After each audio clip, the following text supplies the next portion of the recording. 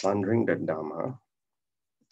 In every world that exists, obviously there's no one who does not age and die, so you understand this very well. Sentient beings follow the law of karmic existence, and in every life they will eventually die.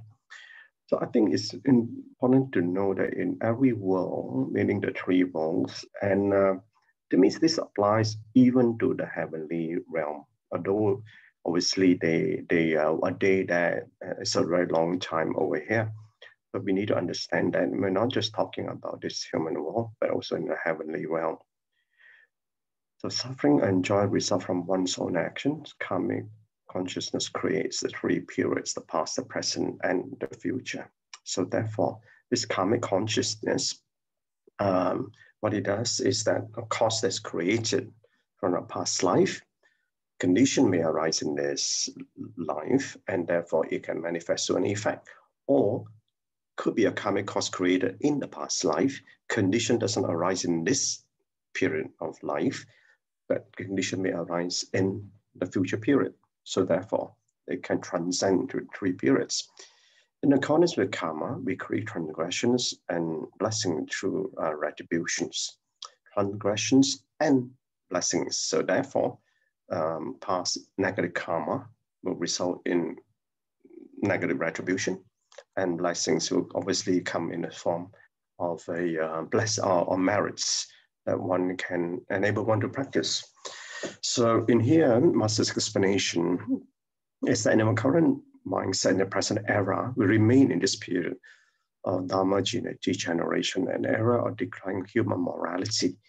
And I think we need to understand that part in relation to the condition of our practice. And that's what we are, and this is the period we're in. So that in this condition of practice, we are, I think more so for us as a householder.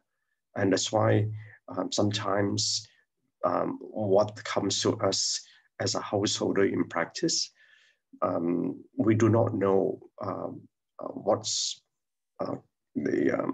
may mesmerize us, and therefore we get distracted in the course of our life, and therefore we do fall into the trappings or what I call samsaric delights without us even knowing. And that's why one has to be very, very mindful and aware of ourselves when we go into practice. So I won't run through this story of affinity about the dog. You have shared it a lot. But one important point to note is this, the last line. Is not realizing the letter, and it is the passage of Sariputra, the letter or Atinara hardship. This is the point that we could be very, very, very mindful of speech. And when we are not mindful of speech and whatever we say, will have a lot of repercussions. We do not know who we are talking to. And that's the reason why, one of the reasons I shared with you all the past few days of meeting a humble sage that we do not know because he looks humble and he's not well known, doesn't mean that person is not an enlightened being. So they got to be very respectful. And so long as we cultivate with the consciousness of awareness of ourselves and mindfulness in our ways, then we'll be very mindful of our speech as well as our action as a result, which obviously there are also many other stories of slandering or being rude to an enlightened being, especially an arahat. And so you may want to check on some of this, the tales, the Jataka tales. You can read some of them. And so therefore, I think that the point to note here is that how this infinity, negative or otherwise, can arise. Suffering from slandered Dharma. For those who have slandered the sutra in the past, when the people are reborn in the human realm, all the faculties will be incomplete. And this is sadly so. And because just a sentence that's slandering can result in innumerable lifetimes of suffering. So what is also important to note here is that even if reborn as a human, before long they will return back to the free will destiny, constantly recycling to remote solitary house, unlike those in the 8 cold and the 8 hot house. So this is the one that I shared with you in the past about the cold and the hot house, right? So the 8 cold and 8 hot house. But this is even worse than that, okay? And therefore, they just take it that it is a very, very severe karmic retribution. Although that in a human realm did not have a chance to listen to Buddha Dharma, and this is about cutting off the Dharma seeds to be able to not be able to learn the Dharma. So therefore, like I say, we got to be mindful, very, very mindful in our practices, much the same way, and also when we share as well. Okay, we got to be very mindful who the receiver or whoever the person is sharing, who is going to receive what we are sharing. So the lessons learned. So in our daily living, we must be very cautious. Our mind must be free of desires. We should come to this world for the sake of transforming sentient beings and not engage in spiritual practice for ourselves. Obviously, this is Master telling us that we cannot just be hearers. And so when we are daily living, we must be very cautious. Why are we cautious? Being cautious is just having this consciousness of being mindful of our ways. I mean, very simple. The being mindful is let's be mindful with our speech, mindful of our actions. But more importantly, is mindful of our thoughts. So if our thoughts are not mindful, therefore it can result in a speech and an action. But it's easy to say. Then we say, let's be mindful with our speech. But then it's like we are battling with our habitual tendencies. And very often, especially those, sometimes we are maybe very aggressive in a way that we work. So, and that become a habitual tendency and we'll maybe very authoritative to our subordinates. So, and when we come out in our daily life, we still carry on that habitual tendency without even us knowing. So we talk down to people as a result of this.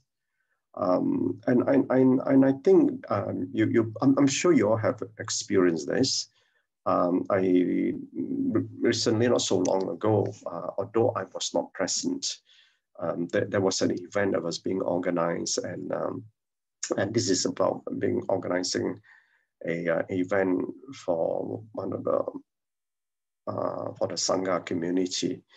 And so this person was obviously very authoritative, and to the extent that he actually not realizing that he was telling everybody off in the presence of the Sangha. So sometimes when we do things in our own enthusiasm, especially in the family of our practitioners, we do not know who we are telling off, and even in the presence of the Sangha. So you've got to be very mindful about this. But being mindful of our ways, we also need to be very aware of our inner self. So if we lose the self, the inner self, we will lose the soccer self to become the non-self, then we would not take a lot of self-interest in our mind. But the problem is that a lot of times we are so driven in completing what has been set for us. We want to achieve our goals because that's the worldly ways of doing things. We want to achieve our goals. We're ambitious. But in the process of doing this thing, we do not know how many people we have hurt. So we should uphold, anyway, we should uphold aspiration of Buddhahood. That's the long-term aspiration. And we do so through the door of Bodhisattvahood. The suffering and joy result from one's own actions. And this coming concrete through the 3 periods, which I just explained to you at the beginning.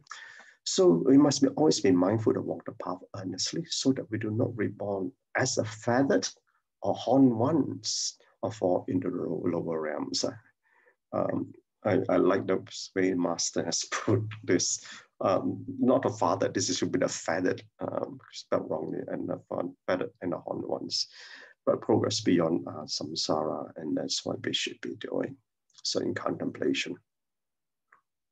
Protecting the Dharma is like protecting your faith. Is it not? Because that's what you believe in and that's what you understand. So it's like protecting by protecting your faith. So you are a guardian of the teaching. I must protect the Dharma for the benefit of those interested in the path. And this resonates with, I think, can't remember, it was chapter 21 or 22 about passing on the teachings. So we are the guardian of the teachings. So if we learn the teachings, we should be the guardian of the teachings. We should protect that. So you must have faith and go amongst the people so the teachings can be widely accepted. By not going astray and continue forward, you are actually protecting the Dharma. So that's for we ourselves, but we be well in practice and walking forward. So do not share the teaching with those who don't believe in it or has no faith to prevent them from slandering the Dharma. So in my early days, I still remember I was a university student and I got a lot of Christian friends for some reason throughout my life. In my early life, I have a lot of Christian friends who want to obviously get me to become a Christian. Not that I don't want to, but I just that I asked a lot of questions. They couldn't give me some of the answers.